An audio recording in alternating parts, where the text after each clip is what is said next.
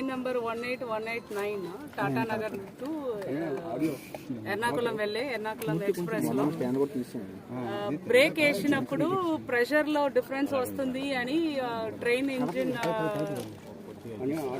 Alert చేయడం వల్ల loco pilot మన స్టేషన్స్ మాస్టర్స్ అది నోటీస్ చేయడం, అక్కడ నుంచి స్మోక్ రావడం, ప్రయాణికుల్ని సేఫ్గా వాళ్ళు ఎవాక్యుయేట్ చేశారు. 143 మెంబర్స్, మొత్తం 2 కోచ్.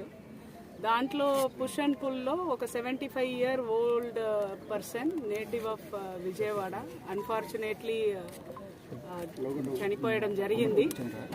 సో వాళ్ళ డాటర్కి కూడా ఇన్ఫర్మేషన్ ఇచ్చాము. డాటర్ కూడా స్టేషన్కి వచ్చి ఉన్నారు.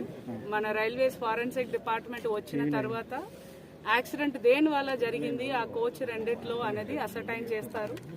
దీని లోపల మనం స్టాండ్ అయిన ప్యాసింజర్స్ అందరికీ కావాల్సిన మిల్క్, బ్రెడ్, బిస్కెట్స్, వాటర్ అన్ని అందించడం జరిగింది డిస్ట్రిక్ట్ అడ్మినిస్ట్రేషన్ తరఫున. వాళ్ళ ఆ 2 కోచ్ మాత్రం ఇక్కడే ఉంచేసి మిగిలిన కోచ్ అన్నిట్లో కనెక్ట్ చేసి వాళ్ళు టాటా నగర్కి ఇప్పుడే ఎర్నాకుళంకి ఇప్పుడే బయలుదేరారు. ప్యాసింజర్స్ అందరితో కూడా మాట్లాడడం జరిగింది, అష్యూరెన్స్ ఇవ్వడం కూడా జరిగింది. లోకో పైలట్తో కూడా మాట్లాడాను. Is saying that it is an purely an accident.